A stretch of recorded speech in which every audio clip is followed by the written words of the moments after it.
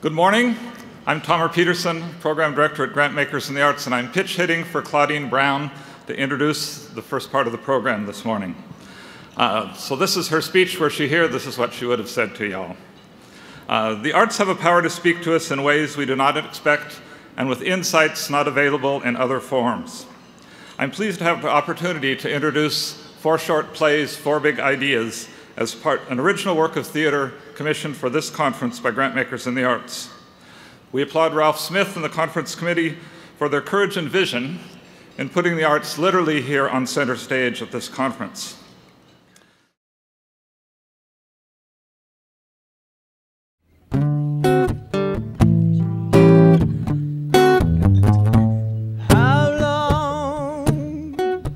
How long must I keep my old watch and pawn? How long,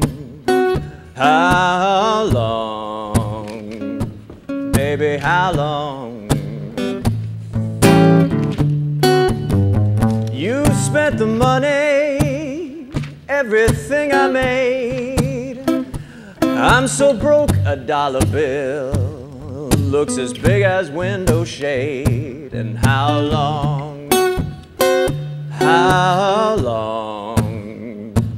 baby, how long? At a cocktail party, when somebody asks me what I do, I say, oh, I work for a foundation. And they say, oh, that must be great. And I say, yeah, it's great. Then I say anything to get off topic, as fast as possible, because the last thing I want to do is walk into a room full of people and say, I give away money for a living. When people ask me how do I feel about giving away all that money, I say, I don't know. You'll have to ask the family because it was their money. My wife always reminds me that I need to remember 2 things. 1, it's not my money. And 2, I'm not doing the work. It's also my job to remind the family of that it's not their money anymore and they aren't doing the work. The money is now for the common good. People always think that it's such a great job, but then you get in there and you realize that you can't deal with all the problems that come across your desk. And you can't complain about it because who's going to be sympathetic with someone who says, oh, poor me, I have to give away millions of dollars this year. Please. But you feel real anguish. When I hear people complaining about feeling lonely or isolated, I say, get over it. I work in this great building, make a great salary. I talk to amazing people who are doing amazing things every day. If you feel lonely or isolated, you are well compensated for it. I mean, you have to know who you are. You have to have balance. When you talk about the anguish of giving away the money, I hate to say it, but that's a bit of a cliche. Now, the funder who says, it's not my money, and I know these are the 2 responses that you most commonly hear, that person is giving a bureaucratic response. They're keeping the situation at arm's length.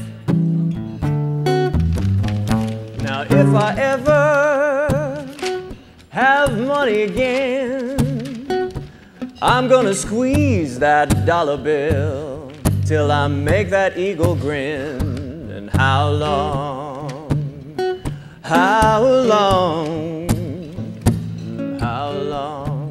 Your relationship to everyone changes. This one woman, she said it best. She said, I know I didn't get prettier or smarter when I took this job. We all use the joke. Just because you laugh at my jokes doesn't mean I'm funny. But this woman, she said the same thing, but with new words. There was a foundation that used to list all of its considered grantees in alphabetical order. Yeah, well, you can guess who didn't get grants. An important thing to keep in mind is that the people that are getting the money don't look like the people that are giving the money, or even the people that work in the foundations. Now, they're making an effort to hire people of color, people like me, but I would say that for the most part, there is a big difference in the complexions of the people that are receiving the money and the people working in the foundations, particularly at the top. People will get hired. You know, they'll hire a person of color, and they'll get this job, and suddenly everyone from their community is knocking down their door because they now think they can do something. They can send money to the community, and you just can't. So then your community thinks that you've forgotten them. You've abandoned them. I think people use this imbalance of power as an excuse for not having a deeper conversation. For instance, the program officer from a particular community. Now, if you're that person, you can't just be a window to that community. If these people are putting pressure on you to do something, why not ask, well, what do you expect of me?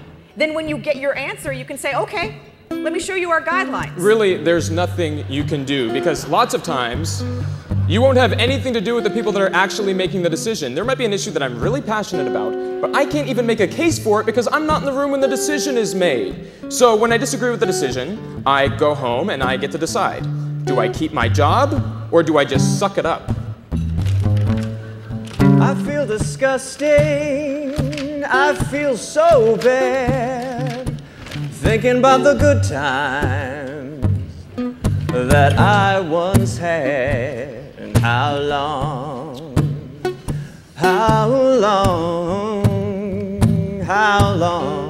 Philanthropy is a byproduct of the capitalist system. It's a huge industry. If there were no more poor people, what would we do? And here's another thing to think about. It's great that, say, the Walmart Foundation gives money to support the arts. That's great. But here's the criticism. The Walmart employees can't afford a ticket to the arts organization that the Walmart Foundation just gave $30,000 of support to. I mean, here is a company where the employees are on government-funded health care. So yes, some criticism of philanthropy is valid. The trustees? No, they don't usually come to the conferences, although, you know, they will come when it's in a great location. Yeah, well, they all showed up when a conference was held in Hawaii that year. Yeah, if you were a trustee, you had to wear a blue badge, and well, we kept saying, look at that sea of blue. You know, you don't know if what you did even really helps. Did it work? Is it helping? And you can't help every problem that comes across your desk because you just don't have the money. There's never going to be enough money. That's a given. But it doesn't mean that I can't embrace what I do, because it's wonderful. It's a wonderful job. You know, we do wonderful things every day, and it's possible to be authentic in this work, to truly be yourself, so long as we're honest about expectations, honest about this little dance of conversation, this dance around what is expected of us and what we expect. It's all about negotiating the white space in our job description. Now, I'm trusting you to accurately tell my story. I've met with you out of trust, and now I trust that you're going to take the things I say and portray them accurately. I would be disappointed if I met with you out of this trust and found that the things I said were misrepresented. It is a responsibility to do this kind of work. You must be feeling that with this project, that you have to be mindful of what you're doing. Maybe you feel like you can't say something because the people that are funding you are going to be there. I want you to be honest. I want you to feel like you can ask me about this building that we're in, how much it cost, and how I can justify working in it, because that's the nature of the work, and the nature of the work that I do as well. I have to trust that the people I'm giving funding to are being honest with me, and that I am being honest with them as to how I can help them. If they don't tell me about the mistakes, if they aren't honest, if we aren't honest, then the work will be done halfway. Oh yeah, gets a little doggy. She's been waiting for you. You know, I rescued her from New Orleans. Yeah, she has cancer in her back leg. She was left to drown. Well, her name is Matzo. That means good luck. That means she should have everything the world has to offer. Yeah, I was watching on the news, and there they showed her tied up at her neck, and the water was already up to here, and there were all these other dogs around that had already drowned, and she only had about 10 minutes before she would have drowned, and then they showed the guy rescue her, and then they showed how she said on the news, I have cancer in my back leg, but it doesn't hurt that bad, and I am willing to go anywhere in the United States. Well, I saw that, and I called right away. And I said, well, you must have had 100 calls by now. And you know what? No one called. Well, I called up JetBlue. That's the cheap airline. They fly out of Oakland, $212 straight there. And I asked them how much it would cost to fly her out here. And they said if she's 7 pounds or more, there's going to be a fee. And I said, well, she's just 7 pounds. And you know what they said? They said she could have a window seat for free. Well, for the first 3 days I got her out here, she stayed wrapped up in a blanket like this. And I went to the SPCA. I said, I can't have no crazy dog. I'm 67 years old. I'm going to give her 3 days. You know, because by the 4th day, you fall in love with them, crazy or not, and then I would be stuck with a crazy dog.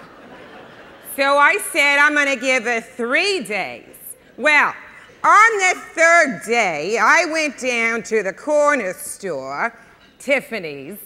I call it Tiffany's because everything is overpriced. When I went down there for a couple of things, and when I got back, like she had no pain in that leg at all. And she jumped up as if to say, welcome home, I'm so glad you're back. She doesn't know how close she came. Oh, yeah, well, she's a full-breed Chihuahua. They look different down there. She's Cajun. So I decided to take her right down to Popeye's Chicken. This dog eats chicken. No, I take her down there and she loves it. And if I put hot sauce on it, she eats it that much faster.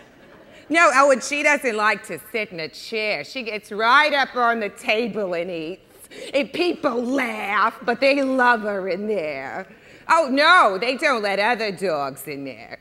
But she stands right up on the table and eats for free, especially after they found out that she was from New Orleans. They got no calls for her. You know, I tried to cut her toenails one time. Took me half an hour to cut one nail. Well, now I just take her to Petco. The guy cuts all of them just like that. It costs $8. You know, I tried to take her to the SPCA to get her nails cut, and they wanted to charge me $75. I told them, I'm a senior. I'm 67. In 3 years, I'll be $75. I take her to Petco, costs $8. Oh, well, I used to volunteer to teach kids English. All my kids were Cambodians. And the director of the program used to say they could always tell which kids were mine because they all had New York accents. That's what they said. I can't hear my accent. Oh, my name is Little Schmooly. It means Little Sam. Where my dad always wanted a boy, and I was the last girl born. So when my mother was 41, well, he always called me his Little Schmooly. Ain't got no money to ride that train, but I'd walk 1,000 miles just to see that woman again. And how long? How long, baby, how long? How long must I keep my old watch and pawn? Oh, how long, how long?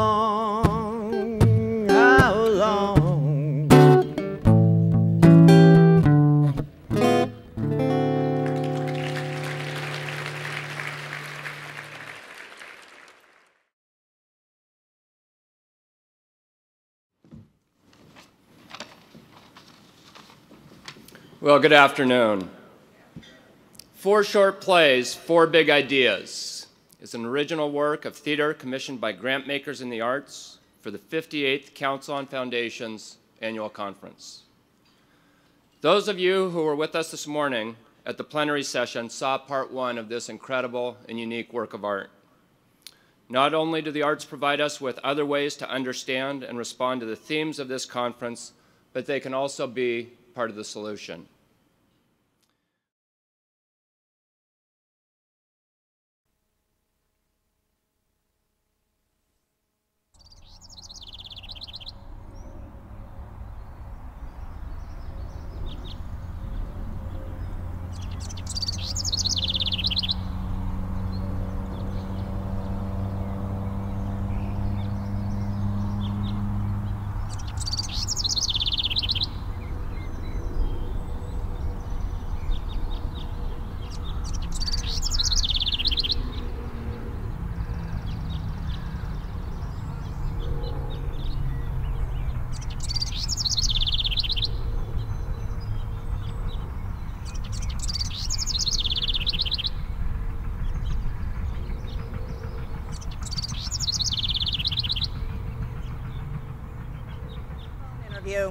I know. It's just a really busy time. I just got back from this conference and I'm still exhausted from all the handshaking. Hello, I want you to know me. I want you to see me. I want you to know that I was smart enough to be at this conference that I knew you were going to be at. I want you to remember me so that when I call you next week and ask you for money, you'll remember me. They don't really say that, but that's what they mean. And in a way, it's really smart, because when I'm looking at their application, I can remember them, and I can see that their organization had enough money and organization to send them there. So, they must have things going for them. So relationships do play into it. And I don't mean informal, like I know your friend's brother-in-law or anything like that. The best thing about my job is I get to talk to smart, well-educated, well, not necessarily well-educated. You don't have to be well-educated to have thoughtfulness. I talk to smart, interesting people every day, and sometimes I'm able to help them. I love that. The hard part about my job is remembering my place. For instance, I knew this guy that represented a foundation that funded a lot of organizations in Central America. So while he was there, he met everybody. He was taken to all these cool, out-of-the-way spots, wined and dined, the whole deal. And then he left the foundation, and about a year later, he went back to Central America to see all his friends. And nobody returned his calls. It's because he's forgotten his place. Out of respect for the people that are applying for grants, I'm very clear about my relationship with them. It's the same when I'm working with my students. We may finish a case and go have a beer, but I always remember that the balance of power is off. Teachers that don't remember that get into trouble. Out of respect for the grantees, I keep a bit of a distance, because if I were to ask them for anything, they would have to do it. They need the money I represent, and the balance of power is not in their favor. I mean, just because you laugh at my jokes doesn't mean I'm funny. Yeah, fun. And what I mean by fun is that it was a lot of complex problems, and we held some capacity to identify the solutions. Fun. Back in the late 70s, when I really started getting on with atmospheric sciences, it was a lot of intellectual games, lots of fun, lots of simple equations to understand how the world worked. Then in the 90s, it became extremely politically charged. Now, it's my job to do research and run tests and report on the facts, but sometimes in the back of my mind, I catch myself saying, uh-oh, this isn't good, or somebody's going to have to do something about this one. But you see, it's not my job to decide what to do with this information, or to even really have an opinion. But anyway, back to the 90s, we met in this room in the White House, and Clinton gave a speech, and then Gore gave essentially his precursor to his movie, and he showed the charts, and they were on poster board back then, so he had to raise his arm really high to show the charts and how quickly everything was rising. Then they fed us, took our picture, and sent us home. Yeah, I had written this document that had received some national recognition. Here, I'll give you one. And this is basically why they invited me to the conference. But it's a little outdated now. A lot of uncertainty in this document. We're pretty sure about a lot of these things now. Actually, the anthropology is even outdated. So it's believed that the first Americans came over from Asia, the land bridge, right? And it's also believed that they were spear throwers. You've seen them. They have these long stone spearheads, and they take these spears and they throw them to kill the mastodons. Right. Well, it's always been believed that the mastodons died out when the Ice Age ended, but now we're not sure if it's the melting ice that killed them or the spear throwers.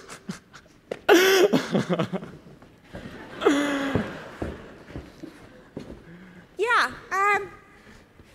Well, at Sinai, originally I was working with Ray, who later turned out to be somewhat of a son of a bitch. But I don't know if you know Ray. Do you know Ray? Well, as long as you did all of the work and he took all of the credit, things settled up just fine. So, well, in the beginning, I was going to meetings of there was an East Harlem health committee, and there was a pediatric subcommittee that Ray chaired, and the whole issue of asthma came up in that environment, and there was a desire to start like a working group. Now, I think I called it a working group, but just to gather the clinicians, first of all, we thought we could just get everybody together around the table. We could start to discuss these issues and maybe educate the ones who weren't doing. So we brought in people from the community, and well, one of the persons who was really involved with all of that was Sister Suzanne LaChapelle from Little Sisters. And she came and met with us. And she was the one who really raised the issue primarily of roaches in the homes because, she was doing the home care. They would get sent out when the kids were released from the hospital with severe asthma attacks. And so we started to look in other issues of the environment, and it was the dust, and it was the mold, and mold was a big issue. We started to deal with these things, and at the same time growing the asthma working group. And I just kind of spun that into the EPA grant, and that led ultimately into the HUD grant, and each of these things expanded the work that we were able to do. Well,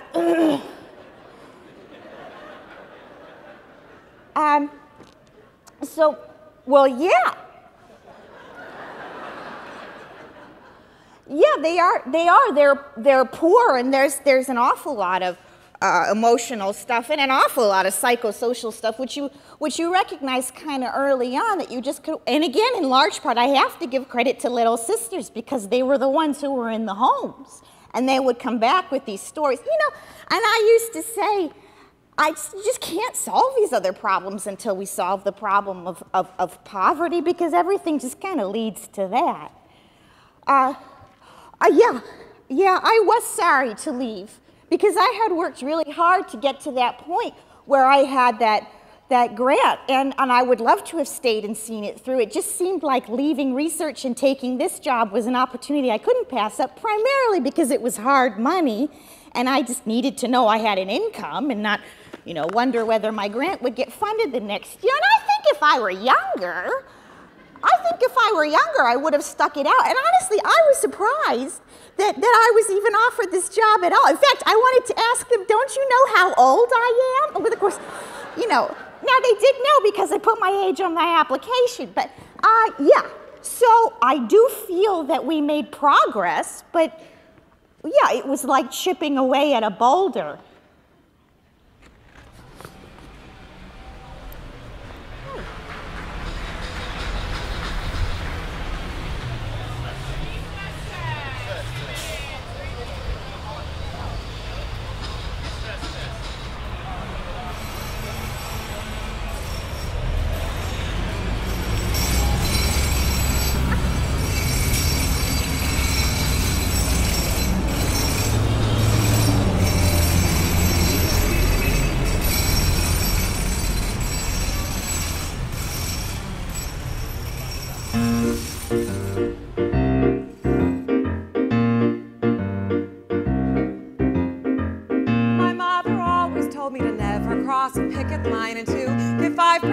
all my money away to those who have less than I do. And I know I'm not a Gates or Buffett, but I'm comfortable. I've never had to rough it, and I like to think I do what's right. What's right? What's right? But if money equals power and power always corrupts, do we give away our power when we give away our money? Do we give away corruption? Is there more to give than money? And who decides where we give? And who decides the way we live? And how do I not feel guilty, guilty, guilty all the time?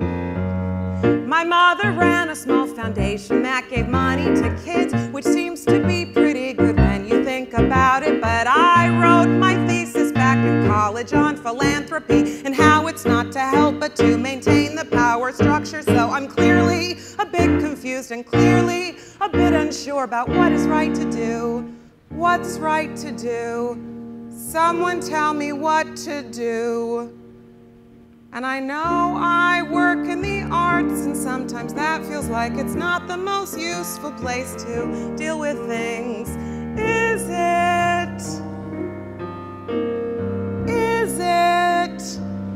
But if money equals power and power always corrupts, do we give away our money without showing off our power? Do we fight against corruption without giving in to money? And who decides where we give? And who decides how people live? And how do I not feel guilty, guilty, guilty all the time? My mother always said to try to be good, be good, be good. Why are you doing this piece anyway? Feels like a vanity piece. What are they paying you? Let's say they've given you $30,000 to create a piece about philanthropy and funders. Why do we need to talk about us at a conference for us? Why not give the money to some arts organization so they can give it to a theater so they can make a play? Or 6 plays? I guess that's not a very popular idea. Have some of your foundation folks been long-winded about themselves?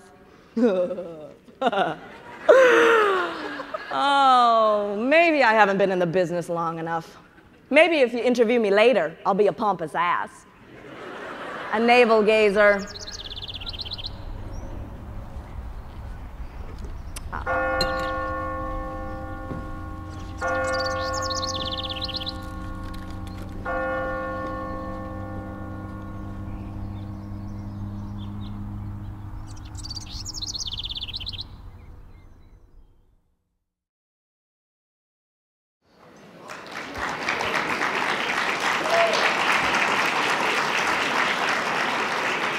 Good morning.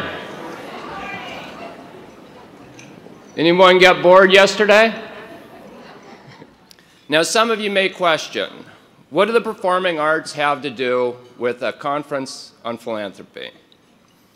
Art, in this case, the poetry and muscle of theater, illuminates the conference themes of the environment, poverty, world health, and disaster response with the stories and words of individuals whose lives have been affected by these concerns.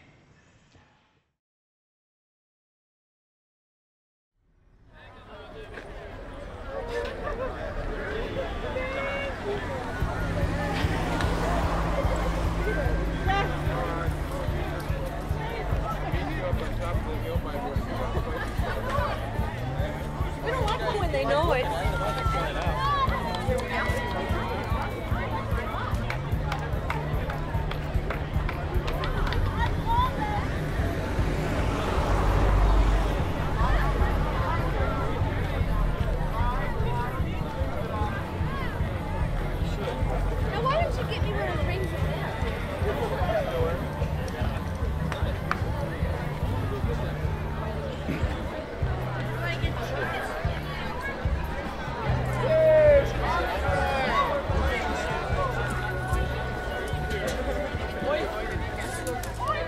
Oh, yes. I usually take about 150 pounds of goodies. Well, for Thailand, I took more, but on this trip, These are for the men. So we have razor, soap, some lotion, and sunscreen. Those are toothbrush, paste, and a sewing kit. Oh, and these here are for the girls. We're going to an orphanage, so I made 250 flannel hearts. They're stuffed with lavender from my garden. Smell. Isn't that wonderful?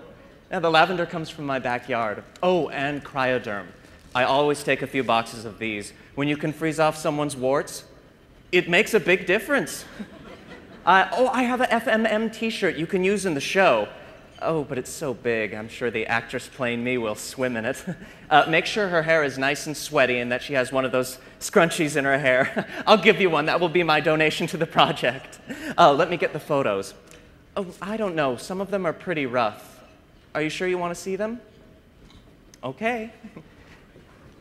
Well, we went to 2 Buddhist temples, 2 refugee camps, and 2 schools. Yes, all around Khao Lak, through the Phuket hospital. And when we first got to Phuket, we had a big presentation. We were shown around. We went to the Norwegian DVI unit. Oh, wow.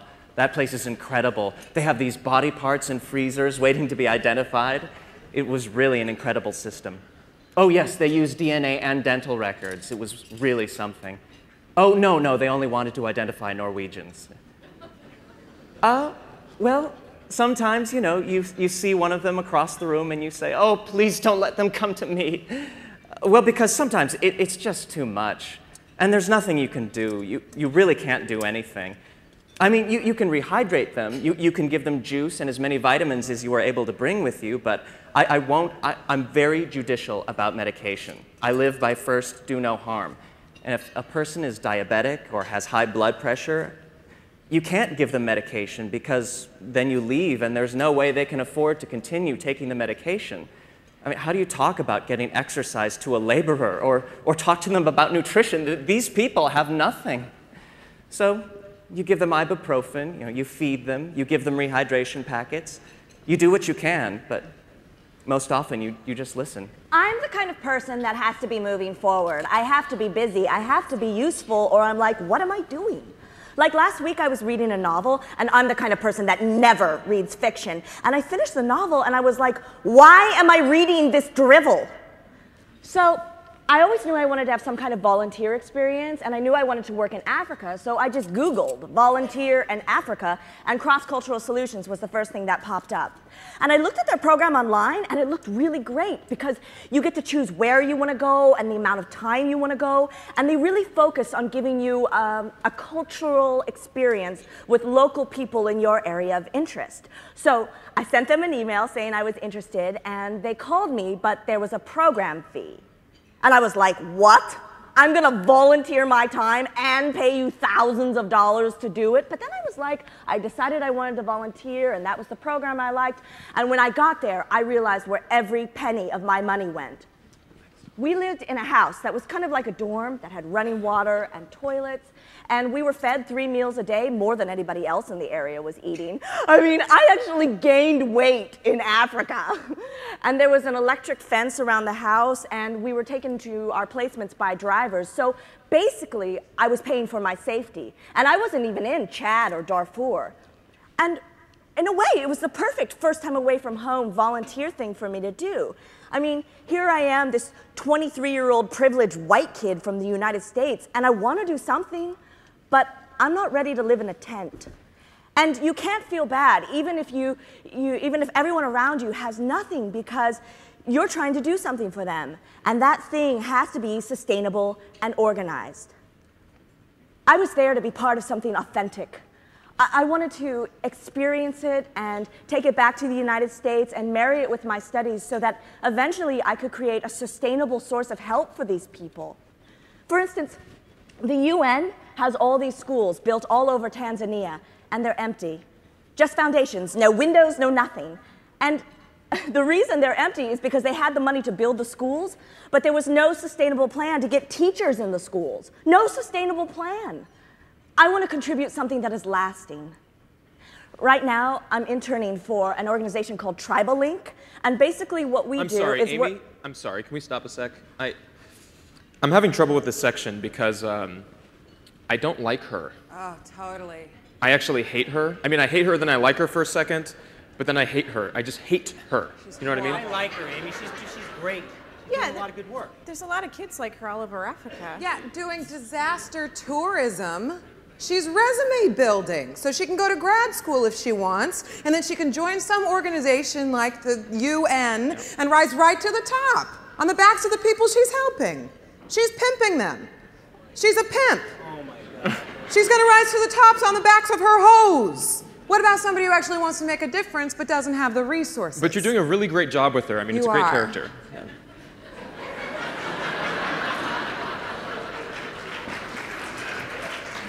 Do you want me to talk about what I did or how I feel? A little of both, maybe? Well, did I tell you how I got there? I had been online looking at websites and talking to different volunteer organizations, and I got hooked up with this guy who said he would pick me up at the airport in New Orleans. So he just kept saying, you know, they need people, it'll be fine, just come. So I waited for the airport to open, I packed a bag, and I took the first flight I could get. I flew into New Orleans airport about 2 days after it opened, and this guy, he picks me up in this convertible. And it wasn't a car that was supposed to be a convertible. Someone had cut the top off, and now it was. He kept saying, it's a free-for-all. You know, I'm pretty sure the car had been stolen or abandoned. And he was totally drunk, and he was listening to Clap Your Hands, Say Yeah, and he drove me into the city. There was no infrastructure for that type of thing, so we just went to a bar where the volunteers hung out in the French Quarter, and I ate gumbo out of a plastic cup and drank beer out of a plastic cup. And this guy who was totally drunk said, you know, if you want to do something, you can either go churchy or you can go Red Cross, but there's nothing else. So I start asking around, and everyone says, go out of New Orleans, get out of the city. So I hitchhiked to Biloxi, and that's where I met the folks at Hands On USA. I knew I didn't want to work for a religious organization, and Hands On was a non-religious group that worked pretty much on debris removal and reconstruction. And I started right away, you know, clearing out debris from houses, clearing out trees. I thought I was only going to stay for 2 weeks, but I couldn't leave. I called the restaurant I was working at in New York and said, sorry, I can't leave. And essentially, I slept in a tent and worked during the day to clear out trees and rebuild. There was a group of men down there called the Termites. I mean, these hillbillies came from Arkansas with these long beards and chainsaws. I mean, some of them drove to Biloxi on their tractors. And they were kind of the rednecks of the group. I mean, but you didn't have to be a redneck to join the Termites. You just had to be able to grow the beard and put on the accent. You start working down there, and you work hard. I mean, from sun up to sundown. You get assigned whole sections of town. When you first start working there, everyone talks about the fact that at some point you're going to have a breakdown day. And I'd been working steadily, but I didn't have one. I didn't really interact with the locals, and I didn't really want to. There was one family. The dad lived on the Navy base, and the mom and their 5-year-old daughter, Kansas, lived in one room of their house that they had sectioned off with plastic sheeting. And they were so positive, and the little girl was so sweet. I mean, we knew we had to build a home for Kansas. We worked really hard on that house for 2 weeks, and then about halfway through it got seeded. Yeah, seeded by the casinos. The casinos didn't buy the land. The government took the land as eminent domain and then gave it to the casinos. But I'm getting away from my breakdown day. It didn't rain very often, but when it did, we would take a break and go scouting. It was good for your hands because all the hard work made your hands swell up. We were out scouting with Benjamin, and there was this woman. Most people were ready for us to rebuild, but this woman wasn't hopeful. She was living alone in a 2-bedroom house, and she was mopping the floor, and her house was spotless. And we walked in, and she apologized for the mess. I mean, there was a flood line on her ceiling, and she's apologizing for the mess. And you could tell she hadn't seen anyone in a long time, hadn't talked to anyone. She told us how the storm came so fast it was like a wave that crashed taller than her roof. She was able to float on a piece of plywood that had broken off her house but was attached to a phone box. She surfed it through the storm. Her mother was too old to survive the wave. Her neighbor drowned. She saw the body of her neighbor's 7-year-old daughter float by. This woman was crying. Benjamin and I told her that we would help her, and then we got back in the truck. And that's when I started smoking again. I said, could I have one? And he gave me one, and we cried. We sat in the truck and cried. I'm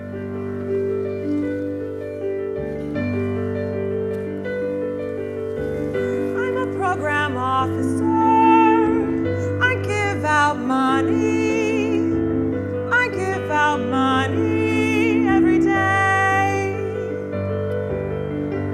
I work in healthcare.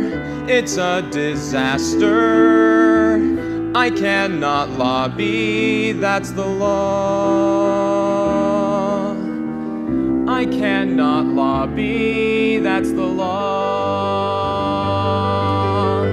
We get the same amount of money in a year that it costs for 10 minutes of war. We get the same amount of money in a year that it costs for 10 minutes of war. So we wait, and we wait, and we wait. I'm in conservation. We're underfunded, and the environment moves along. I'm a program officer. I work in something. I'm doing something. I'm doing something.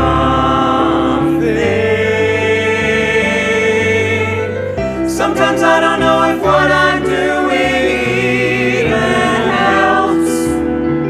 Other days I feel inspired. I know I'm making a difference. But other days I don't know. I just don't know. Just don't know.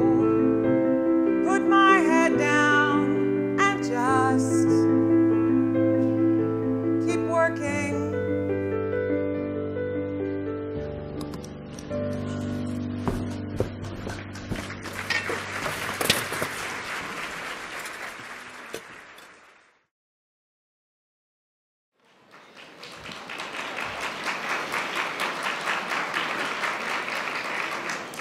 Well, good afternoon. I'll tell you, I think we're coming down the home stretch now.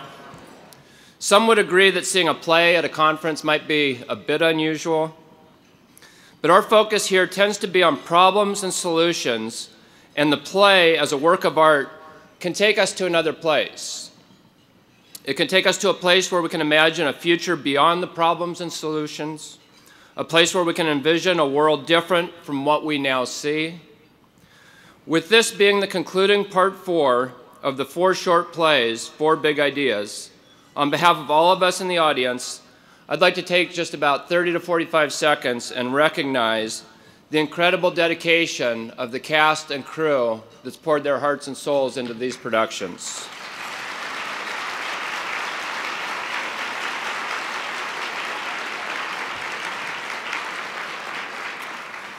The cast members include Emily Ackerman, Aysan Çelik, Darrick Clayton, John Oswald, Michael Place, and Amy Waschke.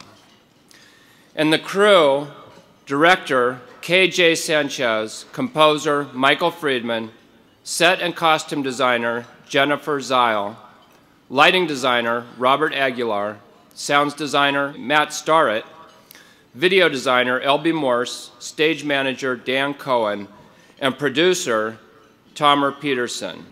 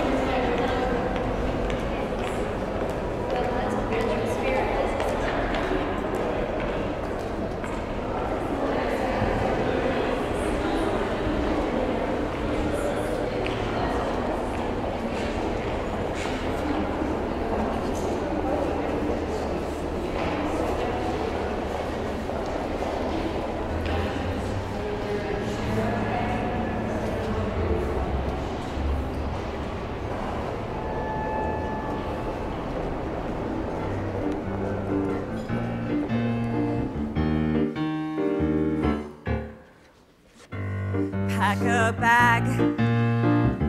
Tell your children that you love them. Leave a note. Don't leave a note. Leave tonight. Look to the stars and what's above them.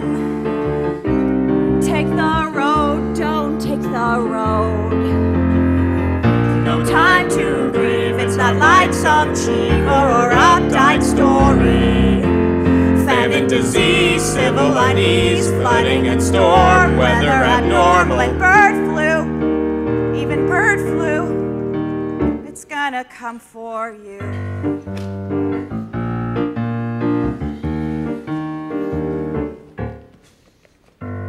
Be prepared. Take the route your parents gave you. Cross the border, don't cross the border. Don't be scared, though there's no one there to save you. No world order, no world order. You're on your own, no phone. It's not a Michael Stipe song or a Naipaul novel. Hurricane, acid rain, genocide, pesticide, border fights, human rights, bombs in the mail, bank failure, landmines, parking fines, SARS, wars. Even to you, even to you.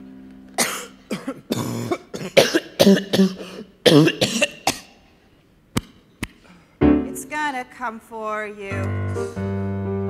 It's gonna come for you. It's gonna come for you. Hello? Hello? Oh, hello, Darrick. How are you?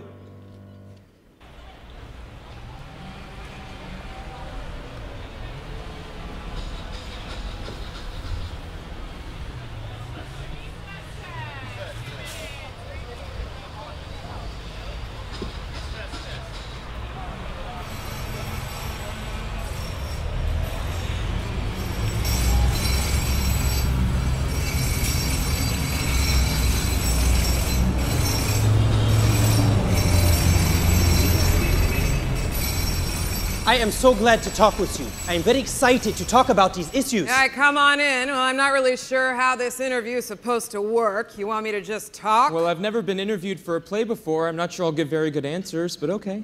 And then you're going to perform me at this conference. Wow, all right. Okay, we are Staff Integrated Training Center, a non-profit organization in Kampala, Uganda. Well, I've known about global warming for years, but only became heavily involved with trying to do anything about it about a year ago? I've been in the Navy for over 20 years. I retired a lieutenant commander, but they thought otherwise. Got called back up in 2004 when the war heated up. Yes, I lost my brother over there a year ago. Well, I'm due to go back here anytime, just waiting on the final word.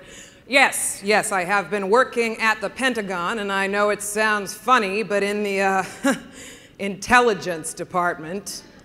So, you want to hear some absurd stories? Well, I knew I had to do something. I had to give back somehow to all the world that has given me so much, and I was determined that my daughter would never look at me and say, knowing what you did, how could you let it go?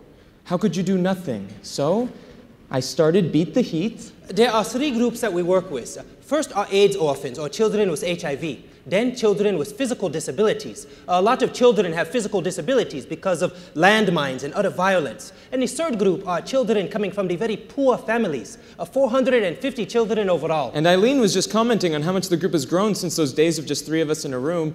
Now we get the conference room above Village Pizza. All we have to do is buy some pizza. It is quite a big number. A big problem with sponsorship. We always get various individuals to sponsor children in one of the areas of interest. This child's education or this child's food. Biggest number of sponsors come from America, actually. I was in New York at the United Nations Forum for Indigenous Peoples last May. It was fantastic, able to meet a lot of people there. Last October, I was in California and was very fortunate and very happy to meet with many foundations and talk to them about our work here. We have not received money from them yet, but it was just last year, and I was very excited to be able to meet with them. The book I'm writing is another way of giving back, though I don't know that it'll ever be published. But I'm hopeful. Is the United States prepared for disaster? No. No. No one has anything. No one has tactical equipment ready to go in case something happens. Well, I mean, the military does, but the local governments don't. We saw that in Queens last year with the power outage. That power was out for a week. New York didn't have anything to go in and fix the problem. And that Northeast power grid is so old, there's going to be a major problem here at any moment. A major problem. And here's this. There are 7 natural gas pipelines in the United States, right? And they are not guarded. And in some places, they are visible. A car bomb could take them out, and then boom, big boom. It is 6 years after 9/11, and we still can't do anything. I don't look at them as apologies, but as difficulties. And our biggest is resource mobilization. It is all very hard. Most of the American donors always want to sponsor an organization with an IRS number, but we do not have an IRS number. We find it really hard to find a breakthrough to find an American donor to give us big support because we do not have an American IRS number. It is very difficult. And something that's even more absurd, we can't share intel. We get a piece of intel that should be in the hands of people that can actually do something about it, in most cases the local police, and we can't share it. And if there is something that does need to be passed on, what you have to go through to get clearance and approval, well, now 1.5 years has gone by, and by then it's too late. See, intel stays within its own department. We get satellite intel, that stays within the Air Force. We can't give it to the FBI. If the FBI does get it, they can't give it to the local police. The military can't talk to the CIA. The CIA can't talk to the FBI or the NSA. This is absurd. We need someone to unite this. Who's going to unite this? Convoluted rice? I don't think so. I know a lot of guys, they get a piece of intel, they're going to put it in a briefcase, handcuff it to their wrist, and take it straight to the top. Well, yeah, that's against procedure, but it gets a job done. The economy in Uganda is doing very badly right now. 70% of our national budget is donor funded. Our country relies on donors for support. So when it comes to organized foundations, the government is looking for the same donors. So it is like we compete with our own government. I would say that AIDS is a pandemic, especially in Africa. Africa's a hot spot.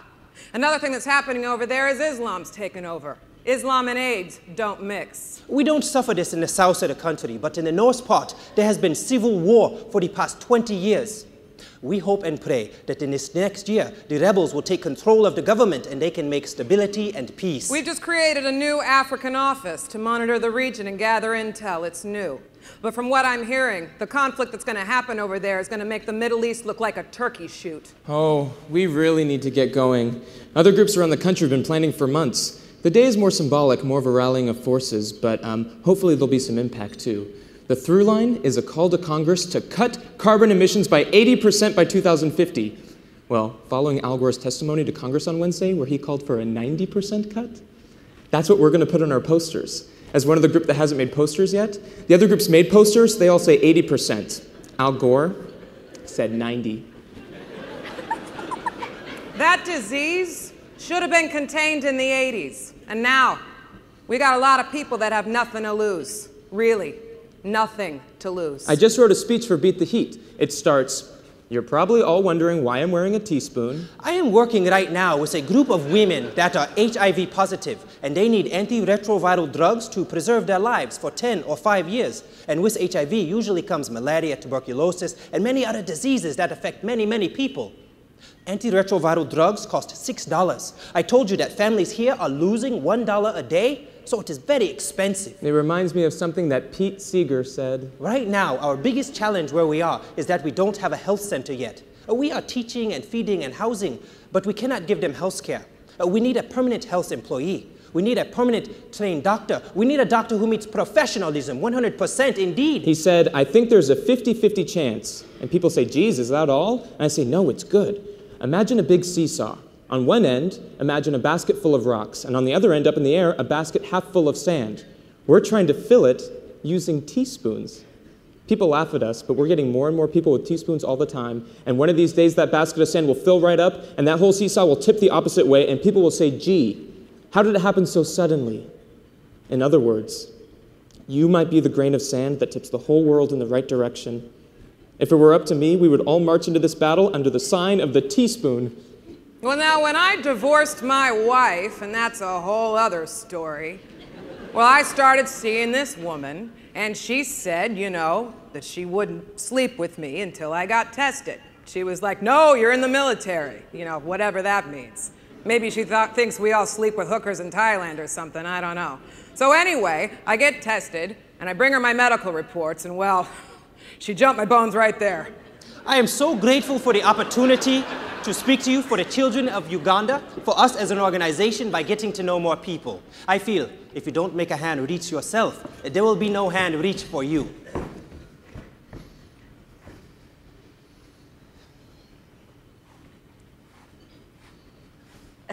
Darrick. I don't know, guys.